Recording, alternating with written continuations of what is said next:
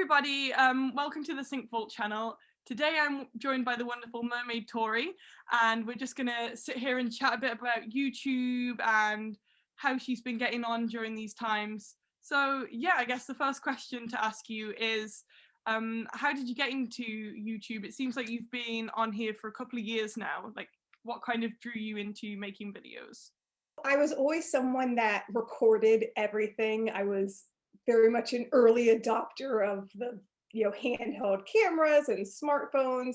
So I was recording everything I was doing anyhow and making these little home videos for my friends and my family. And we'd go on vacation. I'd send everyone the link. So I was putting them on YouTube anyways.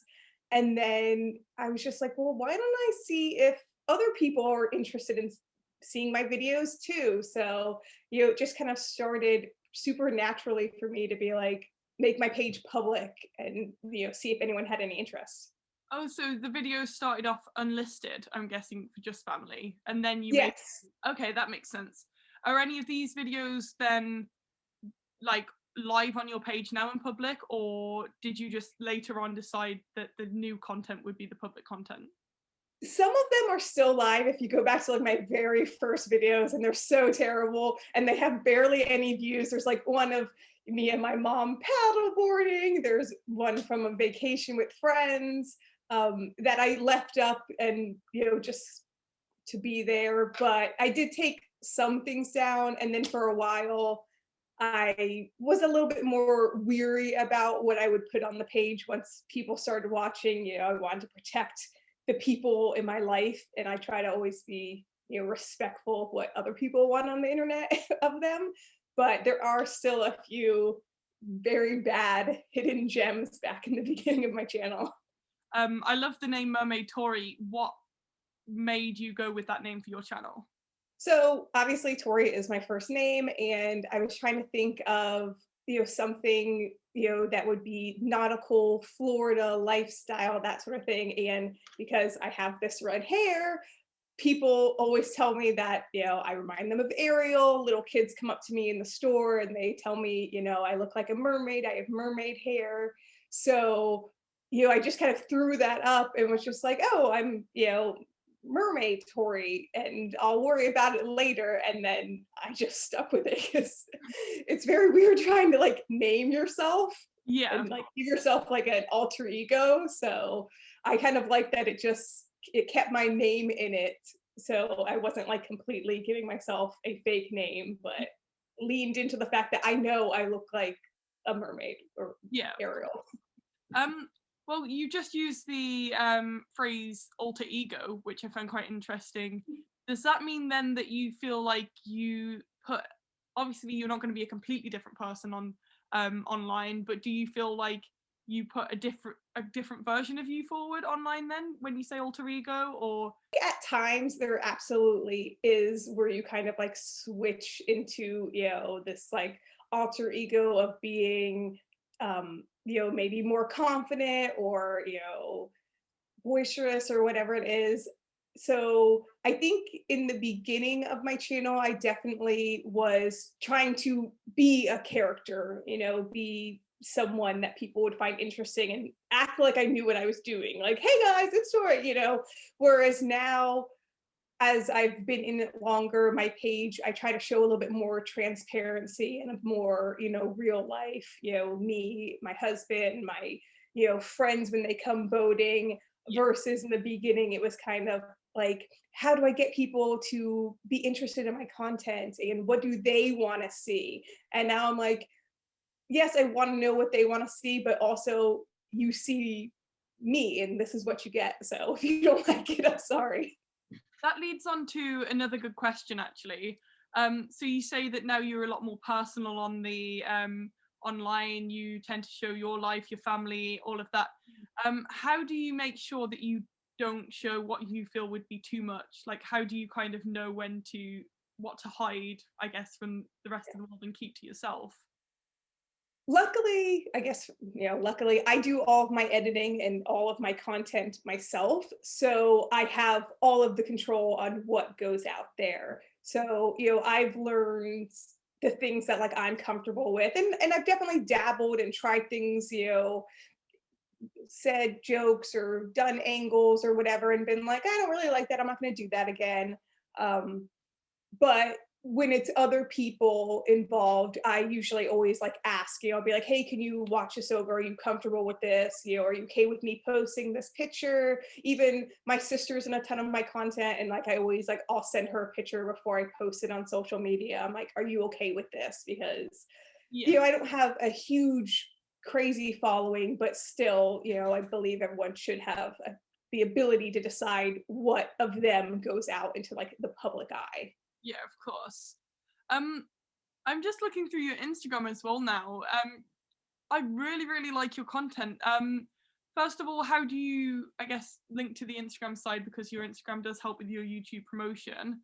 How do you make sure that you are posting clean, sort of good content on Instagram? Like, what do you use to edit and take the photos on? So I actually mostly just use a regular iPhone. I think I have the 11. I don't think I even have the newest, coolest one. But um, I've been, kind of in social media through, different aspects for a few years. So I use Photoshop. On my phone, I have a few apps. There's like an airbrush app. There's Photoshop has a little free app. So I'll use things like that. Snapseed, Mm. and kind of edit and figure out what it is I want it to look like. And I try to keep, because I'm you know control freak, I have like a schedule. So like I post on Instagram Monday, Wednesday, Friday, and I have a list like pre-planned out ahead of time of what images I'm going to post. So, and I kind of be like, you I don't go in like a order, but I make sure I'm like hitting all the things, this type of image and this type of image and this type of image, so that has like a good flow when you look at the page. So, one of, I guess, the downsides sometimes of having a schedule is committing to it and feeling pressure to make sure you commit to it. How do you make sure you don't get stressed or feel pressured to post on YouTube constantly, or make sure you stick to an exact schedule? That has been the hardest thing for me. I'm definitely someone that loves routine. So having a schedule definitely helps me, especially right now with everything going on, because I could easily miss a whole week of posting because who has any idea what day of the week it even is ever. So I like having the routine, but I do have a hard time balancing that stress. Um, so I'm trying to work on that. I'm trying to be a bit more forgiving of myself and, not have to post. This week, actually, I did not post a YouTube video, and that's the first time I haven't posted a video in the week in quite a while. But I've been a little bit busier and high strung, and just looking at analytics and stuff, that I was like, I'm gonna let these videos. You have to figure out when your channel is growing. You have to figure out how often you need to post, and sometimes you think you need to be posting constantly, but at the same time, you're not. You want your videos to be getting pushed. So it was kind of an experiment week for me to see if I didn't post this week, would the videos continue to grow, or would no one watch anything else? So we're gonna see. Okay. And linked with keeping organized, do you have one tip, especially like you said, during the pandemic, it's been so hard to keep track of the days? Do you have one piece of advice for keeping on top of everything and making sure you're organized? I am a huge fan of just lists and notes in general. My desk right now is covered with all types of things. I actually have one of these digital notebooks, so it's reusable. Wow. And so you can write on it, and then you take a picture on your phone, and it has a little QR code, and then I can always see the list on my phone. So that's really helpful to me. To at any point in time, I can be like out of the house and I can like see all of my notes. But I'm a huge fan of just lists. I have a dry erase board here on the wall that has all of the YouTube videos that are coming out and what I need to post. And So I'm very visual, and if you're someone that easily forgets things, then write a note, put it on a post-it, put it right in front of your face so you're not going to forget. Set an alarm, do whatever you need to do that's going to remind you of these things. We're going to change the topic quite a bit now. And I'm really interested to ask you a few questions about like what it's like living in Florida. Just because, like, it's obviously completely different. Like, I'm in England right now, definitely not the lifestyle you're living at the moment. And obviously it's known for it being a very adventurous, like hot and humid place. Like, what is it like living there? Like, does the excitement kind of ever go away? I consider myself very fortunate. I'm born and raised in Florida, although not in the exact area I live right now. But I've lived here my whole life, and I absolutely wouldn't have it any other way. There's a lot of jokes about, the Florida man. I don't know if you're familiar with those kind of like jokes. Florida's kind of like a joke of the United States because it just seems like someone's always doing something stupid in Florida. There's like a news headline where it's like drunk man wrestles alligator, and everyone's like, Oh yeah, I've seen them actually. We hear about them all. Florida, yeah. So we get a lot of slack for that kind of thing, but I think it's totally worth it because the weather is just so much better than anywhere else I could be. It's as close as I could be in the United States to living in, some sort of tropical Mm. island type of area. So I absolutely love it. I love that there's major cities in Florida. You can go to Miami if you want action. I love that you can kind of like go and chill in a super small beach town. So I love it here, and I have no plans on leaving. I don't blame you. It seems like there's something new to do there every single day, even if you've always lived there. My next question, kind of linked with that, is what kind of got you into constantly? I see you go fishing a lot, and you're always like on the beach on boats and that. What kind of convinced you to do that? And also, like, for me personally, getting on a boat half the time would scare me. Like, is it just does it just feel natural to you now? Like, you can just jump on a boat, no issue. Absolutely. I think, I always have lived, most of my life near a beach. So it was a very just natural thing. In high school, everyone after school, you would meet at the beach and you would just, you'd sit on the boardwalk and just watch people and things like that. But it was the entertainment. It was somewhere your parents could send you that you could run around, you could be loud, you could do whatever. So I've just spent so much of my life on beaches and boating because I've lived near the water that it does feel very just natural to me. And I'll forget when I bring people with me on, boats or getting in the water, and they're like, "Are you worried about sharks? Are you afraid of this and that?" And I'm just like, "Nah, you're fine." And they're like, "What are you talking about?" That you just kind of learn, like, of course I'm cautious. I'm very big on boater safety and, snorkeling safety because I think people make dumb decisions a lot. But it just, when you get comfortable and you learn what you're doing and everything, it's really just such a lifestyle that I can't imagine not being in.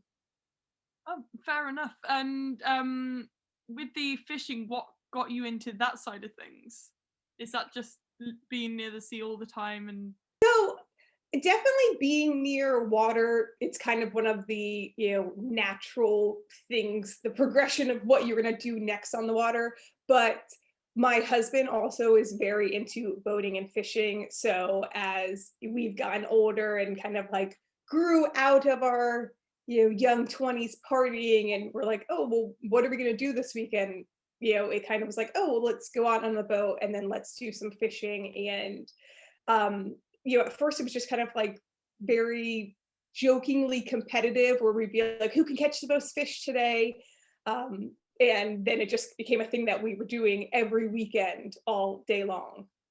a lot of the content is obviously you on your boat or fishing and things. How do you make sure that you make the content different enough that people are going to want to come back and watch every week? That's always a very hard thing to figure out what it is that people want, because they don't want you to stray too far from what you're known for, but they also don't want to see the same thing all the time. So it's a really delicate balance that sometimes I nail it and sometimes I don't. Sometimes I'll put a video out and I'm like, people are going to die. They're going to love this video. It's beautiful. The videography is great. I took so much time and edited it, and then it just fails and you're like, okay. And then I'll put out like a little, junky 2-minute video that I threw together, and that one, ends up going viral or whatever it is, and you're just like, how, so I would say experiment, but don't, try to pick a general theme and then experiment within that theme. So obviously I'm going to bring up the dreaded pandemic. It was going to happen at some point in this conversation. But it seems like you've been quite lucky in this situation in terms of your content, from what I can at least see on the surface, because obviously you're still able to go fishing, you're still able to go boating and do what you do. But stupid question, obviously the pandemic has impacted you and your channel, but how has it impacted you and how have you overcome those hurdles? So yes, the dreaded pandemic, the thing that is just looming over all of us. Like you said, I'm lucky in the fact that boating is pretty much a social distance activity. I can get on my boat from my house and be out on the water and not come anywhere near anyone. So at the beginning of the pandemic, it was really a saving grace. It was the only thing the only thing we could really do and feel, really safe and secure. So that was a really great, thing that we had for us. But as it's continued on, and here we are almost a full year later, it's impacted. I had a lot of trips planned, travel that, I obviously would have like vlogged those experiences, and collabing with people. That's, a big thing in social media, that you want to collab, and putting all of that on hold because, you don't want to meet up with people right now. So there's definitely been hurdles, and, they're still coming constantly, but we're just trying to, put out as much content as we can, and be as interesting as we can, kind of being, as you said, kind of stuck at home. But it's definitely, I wish we weren't in this situation, of course. Oh, of course. I mean, like you said, we're a year into it, and at least from like what we're hearing on the news in England, like, isn't Florida one of the worst places for the pandemic at the moment? Like, I honestly feel for you guys. Yeah.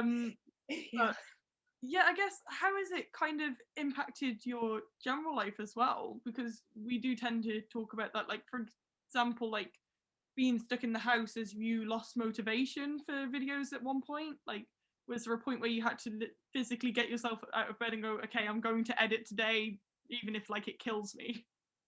Absolutely. There's definitely, the days kind of blend together. Like, most people, I mean, I already work from home, but right now I'm definitely limited to my home more than usual.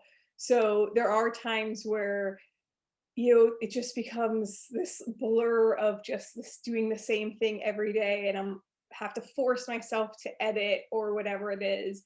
And I know for me personally, as we're rounding the year mark, I've kind of felt more anxious almost, and, more kind of weight of the world feeling. So that's been something that I've personally been kind of dealing with, just, being here in the same situation.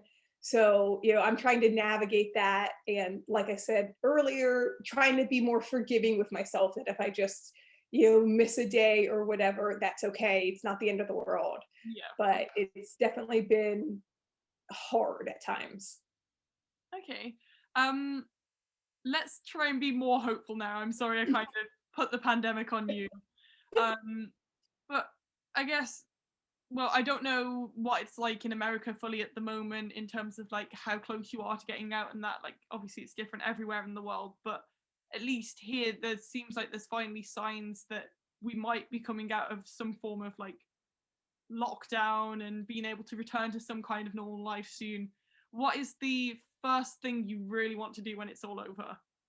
Hopefully travel, which I realize is probably low on the list of things I'll be able to do first, but that's definitely one of the things I miss the most.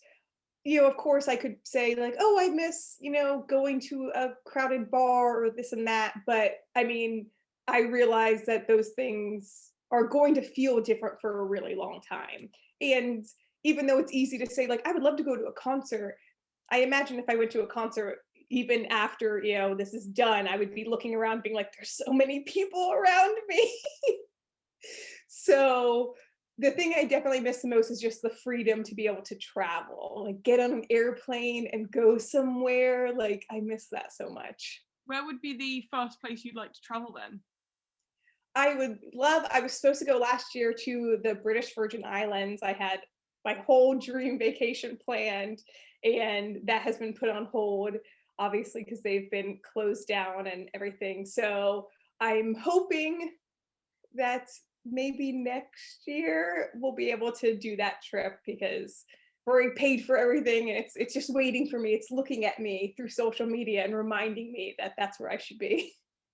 Yeah, and when you do finally go on that trip, do you think it will be one that you vlog, or is it going to be one that you finally just go, okay, I need to savor this moment. I've been waiting long enough. This is just for me. No one else is getting to see this. Oh no, I'll definitely vlog it. I would have no ability not to. I would definitely do it. I would probably tell myself that I should be going and relaxing, but like I already know. I'll be in the airport with my camera being like, so where are we going? What are we doing? That's fair enough. I mean, if you enjoy it anyway, you said you always used to record before you even started YouTube, so I guess it's just your kind of hobby to escape anyway. Um, I kind of want to take it elsewhere with the topic a little bit now and ask a bit about equipment. Um, my first question about equipment would be, um, what was your like first ever setup that you had for recording all these videos? Because obviously, like at least like if I was on a boat, I'd be petrified having half the equipment on there in case like I accidentally dropped it. So do you have to use different equipment, or do you just really trust yourself when taking like equipment onto the boat? So I'm pretty basic in terms of my equipment. I use GoPros to record. So luckily they are waterproof and, kind of adventure proof. So, that's just kind of what I've stuck with. I see a lot of people that do use, big, beautiful, better resolution cameras. But like you said, I'm not going to put that weight on me and worry about that. We don't have a huge boat or film crew or whatever. Usually it's one person fishing and the other person, floundering about trying to grab a camera and get it on film. So we mostly just use GoPros. We use our phone, and just kind of basic, I have, selfie sticks and little clips around the boat and stuff where we could put different ones, but we're by no means really high tech. But I think it's good that for anyone who's starting a YouTube channel to remember that you don't need fancy equipment. You can record everything on your phone. You can do YouTube directly from your phone and edit it right there and upload it. You don't have to have the most amazing equipment right off the bat. You can work up, and I still do that. Like, every few months I trade in something and I get something a little bit better. But, there's no rush to think that's what's keeping you from, being a YouTuber. Yeah. Well, you just mentioned about trading something in, which it's like you read my mind. I was going to come on to this afterwards anyway. But what was kind of the last investment you've made for YouTube, like, or traded in piece of equipment for something else? What was the last thing? So I just this week got a new housing case for my camera. So it has a bigger built-in speaker and then has the ability to plug in, because the GoPros don't, they're kind of their own little thing. And so you have to, they make you buy this separate case that has plugs. So I got another speaker that's gonna have a windsock on it to try to make the audio a little bit better out in the, Florida wind. So that's the stuff I bought actually just this week. I haven't even taken any of it out of the box yet. You've already got almost 50,000 subscribers, which some people are working for probably 10,000 in that amount of time. So really, really impressive amount. But it might be quite hard for you to think back to this, but how long did it take for you to hit 1,000? And what did you do to get there? Most of the people we've asked are very strict on that. So if it takes you like 5 minutes to think about it, that's fine. Yeah. I want to say I hit 1,000 probably within the first 6 months. I was pretty heavily, promoting, but after that point, it really took, a while to have much growth after that. But I think just posting consistently and kind of like I was saying earlier is finding what your area is, and reaching out to maybe people that you can collab with when obviously we're able to do that is something really good, helping promote people, and remembering that other people's success is not your failure. So if you find a group of people that are in a similar thing and you guys are able to promote and help each other, even if that person's growing faster than you, like that helps you too. So to remember that, that all kind of feeds into it. And yeah, I mean, I have it all written down somewhere because I write my social numbers down every 6 months because I'm a control freak. Um, and I like to see how things grow. But I definitely I want to say I sat between like 10 and 20,000 for probably over a year and just kind of really couldn't grow. It takes these unexplainable, algorithm things that kind of boost you that you're not even sure how or why, and you can't really replicate, so you can't make it keep going. But just take your time and know that it's okay if it takes a while. Don't expect to be huge after 5 videos. Yeah, of course. You also brought up very loosely promotion. You said that promotion is a big part of it. I noticed that a lot of YouTubers, when they start out, they either are amazing with promotion, or sometimes they go about it the wrong way and send almost like spam kind of messages and things like that. What would be one piece of advice on how people can promote themselves even directly to people who they think would subscribe, but without coming across almost like spammy? Absolutely. I think it is hard to go, direct to consumer via social media because, if you're sending people DMs being like, hey, watch my channel or check out my content, it does come off just inherently spammy. So I think the best way to promote is, one, just make quality content. If it takes you twice as long to make something that you're really proud of, then take twice as long. And then with that, make quality promotions, learn kind of what people want to see. I always think that being personal is an easier way. So, getting on your Instagram story and being like, hey, it's me, check out my YouTube video today. Yeah. People are going to stop and listen to that more than they're going to, read a little clip, or just a picture.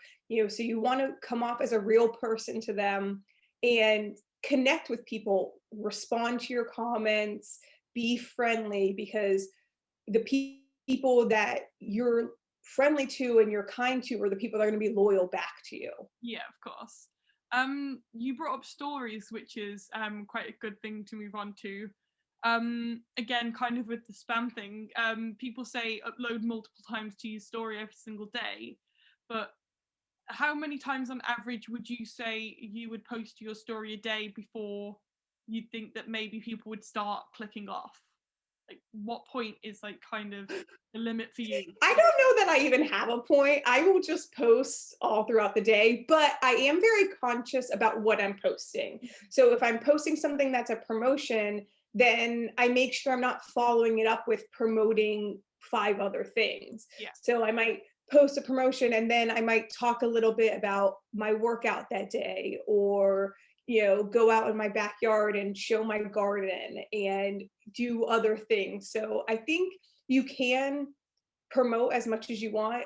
you know Considering my following, I wouldn't say my stories get huge views. Yeah. um it's a small percentage of what my following is, but people are more likely, again, going back to being personal, if you show them other things, like if they see that your story is just ad after ad after ad, they're going to stop watching your stories. And I do that to people too. Like, I'm not really watching, businesses stories. I'm watching stories of my friends or the people I look up to, because I'm like, what's going on in their life? What are they doing today? So I think that's the best way to look at it is, make sure to get your promotion in, of course, but also be a real person. Yeah. You just made me think of another good question, actually, because I noticed you work with quite a few brands. I don't know whether you do it as much on YouTube, but definitely Instagram, you work with Mhm. brands, and you've even got obviously one in your bio. But how, first of all, how do you get to work with these sort of companies that you want to work with? And also, how do you kind of know which ones are good for you and also not scams? Because obviously there's so many people that can reach out nowadays and offer nothing but lie to you about it. Like, I guess it's like a, Absolutely. When you start building your social media, kind of naturally the brands start coming to you. But I would say a lot of them, 90% of them, are very spammy and that type of thing. You have to be smart. Typically things that are asking for you to put money up front, I wouldn't do those things. Anything that doesn't have its own established website or, brand pages that just kind of seems to be out of nowhere. You just have to do your research before you really promote anything. Um, I try to, make sure that I'm only promoting things that fit within the realm of what I do. So, mostly outdoor products, fishing, boating, that sort of thing. So, I'll do, clothing that, bikinis, things like that, that naturally fit into what I'm doing. And one, doesn't look insane on my page, because if all of a sudden, like if I had a few weeks ago, some company asked if I wanted to promote ski equipment. I live in Florida. That doesn't make sense. If all of a sudden I'm promoting this to my followers, they're going to be like, "You liar! Why are you trying to sell us this?" yeah, So, I make sure it's things that like I would actually use and, make sense into what I'm doing. So, that's the biggest thing I tell people. And then, make sure it's something that if someone does buy it, and, that they're not getting scammed. I, in the past, had done one promotion for a company, and when my followers bought the thing, they didn't deliver on time, and it was this whole issue. And I felt terrible, and I never will work with that company ever again. And they've asked me multiple times to work with them since then, but it's like, no, you put my customer base, in a spot to where maybe they would think twice about believing and trusting my opinion. So just make sure that you're being really thoughtful with what you yeah, promote. that makes sense. And only a couple more questions, but one question we've been asking everyone is, um, do you receive hate at all? Like, obviously social media can be a very hateful and hurtful place at times, and if you do receive any hate, how do you kind of learn to deal with it and get past it? Hate definitely comes with the internet. And I will say that YouTube is one of the more vile places for hate. And I was not aware of that. I definitely thought I had already been doing Instagram, and I was like, I've been hated on, it's fine. And then YouTube, people are vicious on YouTube. So it is hard. You have to develop a thick skin. I think you also need to know your truth. You need to know the things about you. And no one can make you feel bad about something that you don't believe. And that's the biggest thing that I've had to learn is if a comment hurts my feelings, I have to step back and go, what about this comment hurt my feelings? And it's usually because there's some bit of truth that I believe in the comment. Maybe someone talked about my appearance that maybe I wasn't that comfortable at that time, or maybe someone said some other comment. And then I'm able to kind of process and go, okay, well, I see why that struck a chord, and I'm going to, move on from that. But as you get more comfortable, a lot of the stuff does now roll off me because, I mostly get called derogatory terms, and I know my truth and I'm cool. Like, that's, if that makes you feel better, then that's okay. But, so just remember to, know the things about yourself, and no one can tell you about you. Yeah, of course. And the last question, I know obviously you've talked about what you want to do when the pandemic's over, but is there anything you've got in the works at the moment, whether that's for your socials or your channel? Anything you're allowed to mention, any projects coming up or anything exciting? I don't have any specific projects coming up. I am looking forward to, summer, although we're in Florida. The weather's still, it's too cold to get into the water right now. I'm also used to hot weather, so I have no ability to handle the cold. But I definitely have more ideas as I grow on like how I want to film things and the type of activities that I want to do this year. So I'm really excited to get into like the summer groove and be able to more easily pump out quality content versus over the winter just trying to hope for a nice sunny day to go on a boat. Whereas during the summer I can be out there like multiple times a week and doing fun stuff all the time. It's way easier. So that's just kind of my eyes on the prize of summer. I'm like, it's coming, it's going to be in the 80s this weekend. I am ready. Fair enough. Well, enjoy the lovely weather this weekend, and thank you so much for coming on and talking. Thank you so much for having me.